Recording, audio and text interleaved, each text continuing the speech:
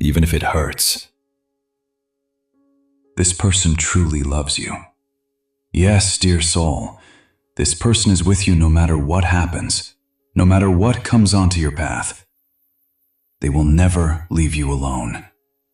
Even in silence, even in distance, even in confusion, there is a thread that still connects your hearts. It may stretch, it may tangle, it may feel thin at times, but it has not broken. You may not always feel it pulling you together, but it remains there, woven through every memory you share, every laugh that echoed between you, every moment of understanding that passed without words. This invisible cord does not recognize physical separation. It does not weaken with time. It exists in a realm beyond what you can touch or see, and it continues to hum with the frequency of what you built together. You must understand something deeper about this connection. This is not just about romance. This is not just about missing each other. This is about two souls who activated something ancient inside one another. When a divine masculine meets a divine feminine in this way, it does not feel casual. It feels fated. It feels intense. It feels overwhelming. Because it is not only love, it is reflection. It is recognition. It is the sensation of meeting someone who sees past your carefully constructed walls and speaks directly to the truth of who you are. This kind of meeting shakes everything. It rearranges priorities. It makes other connections feel hollow by comparison. Because when you experience this depth, you cannot pretend anymore. You cannot settle for surface-level exchanges or relationships built on convenience rather than genuine soul resonance. The masculine energy in this connection often runs first, not because he does not care, not because he is cold, but because he feels something that shakes his foundation. He feels seen in a way he has never been seen before. And being seen is beautiful, but it is also terrifying. When you truly see someone, you see not only their strength, but also their wounds. And when the divine feminine looks at him with open heart and deep intuition, she touches parts of him he has buried for years. She sees the little boy who learned to hide his sensitivity. She sees the teenager who was mocked for caring too much. She sees the man who built armor around his heart and called it maturity. Her gaze penetrates all of that, and suddenly he feels naked in a way that has nothing to do with the physical. He feels exposed, known. And while part of him craves this intimacy desperately, another part recoils from it in self-protection. He may not even understand why he pulls away. On the surface, he might say it is timing, stress, circumstances, space. But underneath those words is something much deeper. Underneath is the fear of losing control. The fear of needing someone. The fear of being vulnerable and not surviving it. Many masculine energies were taught to be strong, to perform, to provide, to hold it together. They were not taught how to sit inside their feelings. They were not taught how to cry without shame. They were not taught that love is not weakness. So when a woman arrives who makes him feel everything all at once, his nervous system does not know how to regulate. It interprets intensity as danger. It mistakes vulnerability for losing himself. And so the instinct is to create distance, to regain the sense of control that feels safer than surrender. When he met you, something shifted. You did not just love him. You awakened him. You stirred the part of him that longed to be softer. the part that wanted to rest, the part that wanted to be held emotionally, not just physically. And when that part began to rise, another part resisted. The part that learned long ago that feelings are dangerous, that attachment leads to loss, that opening your heart can end in humiliation or abandonment. He carries stories from childhood, from past relationships, from moments when he trusted and was betrayed. Those stories whisper to him that safety lies in independence, in keeping his heart guarded, in never needing anyone too much.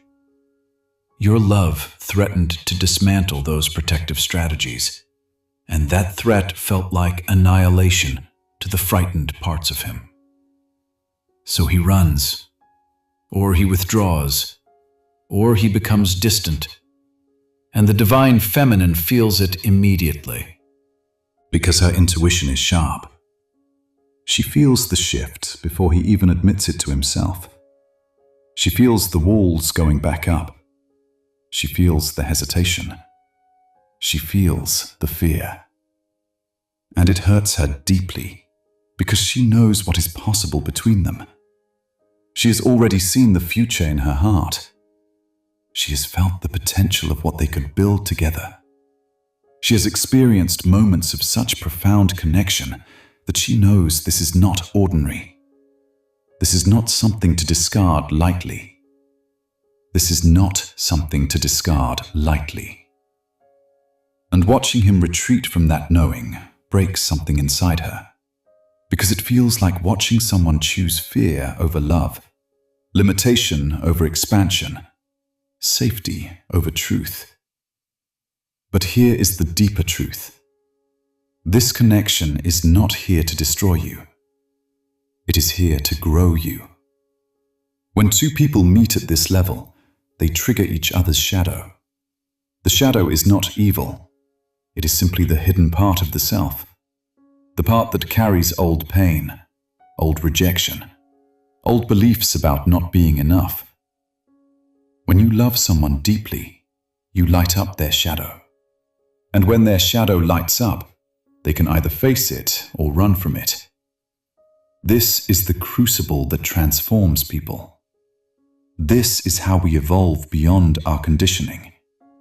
We meet someone who loves us so fully that we can no longer hide from ourselves. Our patterns become obvious. Our defenses become transparent.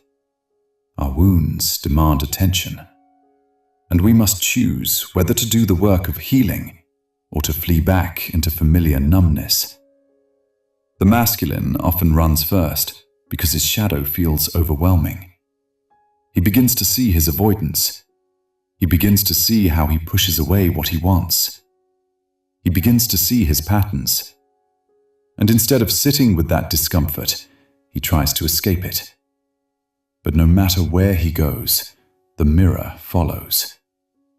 Because once you awaken something inside someone, it cannot go back to sleep easily. You have shown him a version of himself that is more alive, more present, more authentic. Even if he tries to return to his old life, to his old patterns, to his old relationships, they will feel hollow now. The food that once satisfied him tastes bland. The distractions that once worked no longer numb effectively. You have ruined him for superficiality, even if he is not ready to admit it yet. The feminine, on the other hand, often stays and feels. She feels the pain consciously. She cries. She questions. She analyzes. She looks inward. She wonders what she did wrong. She wonders if she was too much, too emotional, too intense. But she was not too much. She was precise. She loved in a way that asked for truth. And truth exposes everything that is false. Her love was not a burden. It was an invitation to wholeness. But not everyone is ready to accept that invitation when it arrives. Some people need more time, more lessons, more suffering before they become willing to change. This is where growth begins. Pain, in this kind of connection, is not random suffering. It is transformation. The feminine begins to face her own shadow too. Her fear of abandonment, a tendency to overgive, a desire to rescue. She begins to learn that love does not require chasing, that her worth does not decrease when someone pulls away, that she can stand alone and still be powerful.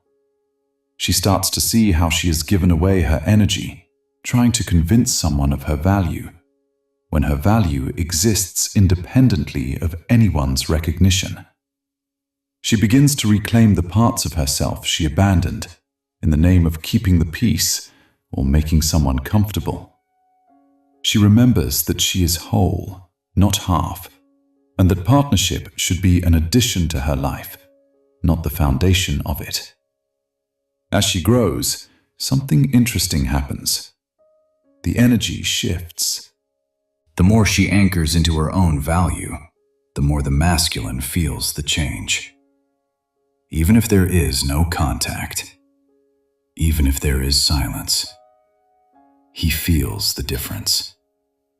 Because at this level, connection is not only physical, it is energetic. When she stops begging, stops chasing, stops proving, she becomes magnetic in a new way. Not desperate, not waiting, just grounded. She radiates a different frequency now. One that says she knows her worth. One that says she will no longer accept crumbs. One that says she is complete with or without him. And that shift reverberates through the invisible thread that still connects them. And that unsettles him. Because if she rises fully into her strength, she will not accept half love anymore. She will not accept confusion. She will not accept mixed signals. And he knows that if he wants to stand beside her, he must rise too. He cannot meet her as the same version of himself who ran. He must confront his shadow. He must integrate the parts of himself he rejected. The window of opportunity narrows as she grows. Eventually, she will move forward into a life that reflects her new standards, and he will have to live with the reality that he was offered something extraordinary and chose comfort instead. Integration means bringing together opposites inside you. The strong and the soft, the logical and the emotional, the confident and the insecure. Many people live split in two. They show one face to the world and hide another in private. But true love demands wholeness. It demands that you become real. Not perfect, but real. It asks that you stop performing and start being. That you stop hiding and start revealing. That you stop protecting and start trusting. This integration is the work that both the masculine and feminine must do if they are to meet each other fully. He may be fighting this internally right now. One part of him says it is easier to move on, to distract himself, to pretend it was just a lesson. But another part whispers your name in quiet moments. He remembers how safe he felt with you, how understood, how calm. He remembers the version of himself he was becoming, and that version felt better than the one he returned to after leaving. In moments of stillness, when the distractions fall away, he feels the ache of your absence. He catches himself wanting to share something with you. He sees something that reminds him of an inside joke. He hears a song that brings back a flood of memories. And in those moments, he knows. He knows he walked away from something real. The question is whether he will have the courage to walk back toward it. The truth is, you were not just a relationship. You were a catalyst. You activated growth. And growth is uncomfortable. It shakes identity. It asks questions like, who am I really? Why do I sabotage what I want? Why does intimacy scare me? Those questions are not light. They are heavy. But they are necessary. They are the questions that lead to evolution, to healing, to becoming more fully human. Don't give up, even if it hurts. Because this pain is shaping you too. It is teaching you discernment. It is teaching you boundaries. It is teaching you that love must meet you halfway. You are not meant to shrink so someone else feels comfortable. You are meant to expand.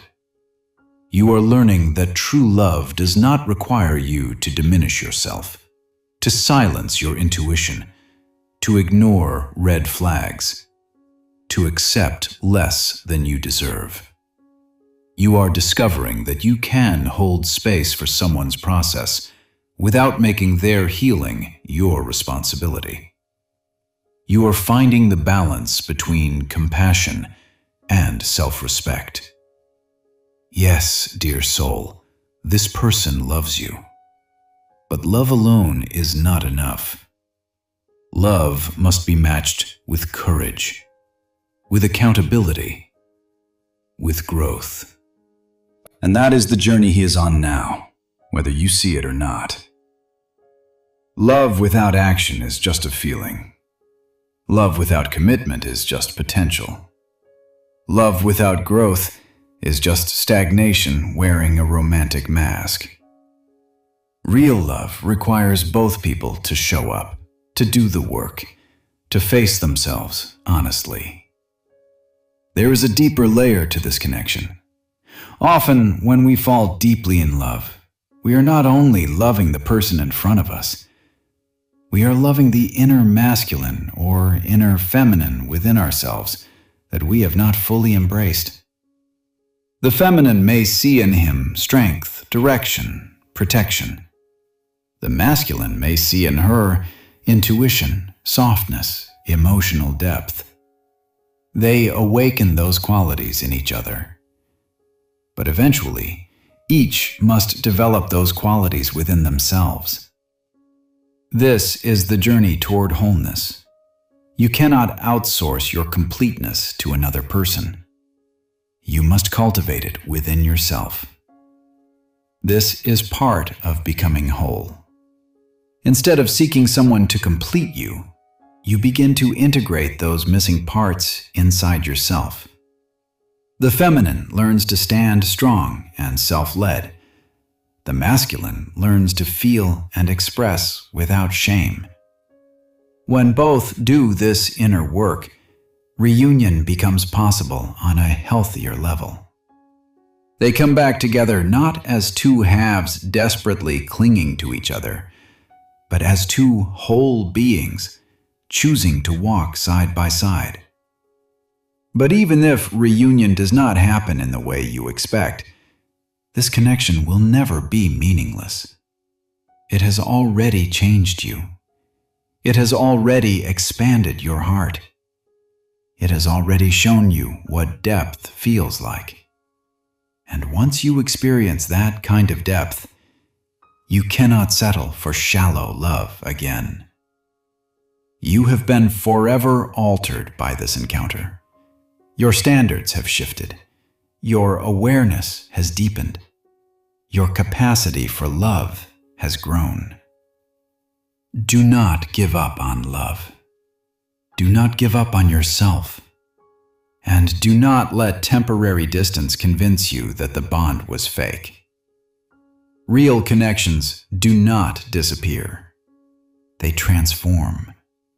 Sometimes they come back in physical form. Sometimes they remain as spiritual teachers. Either way, they leave you wiser, stronger, more aligned with your truth. If he returns, it will not be because you begged. It will be because he faced himself. And if he does not, it will be because your path required someone who could meet you without running. Either outcome serves your growth. Either outcome is ultimately in your favor, even if it does not feel that way right now. For now, your task is simple. Stay grounded. Continue healing. Continue choosing yourself. Let him feel the urgency of his own awakening. That is not your burden to carry. Your responsibility is your own wholeness. Focus on becoming the fullest expression of who you are meant to be. Trust that whatever is truly meant for you will find its way back, and whatever is not will clear the path for something better. The door is not fully closed, but it is not wide open either. That is balance. That is power. You are not waiting helplessly. You are standing firmly. And from that place, anything that comes to you will come in truth, not in desperation or fear, but in genuine alignment and readiness. Don't give up, even if it hurts. This person truly loves you. And yes, dear soul, in ways you cannot always see, they are still connected to you. But more importantly, you are becoming more connected to yourself. And that is the greatest love story of all.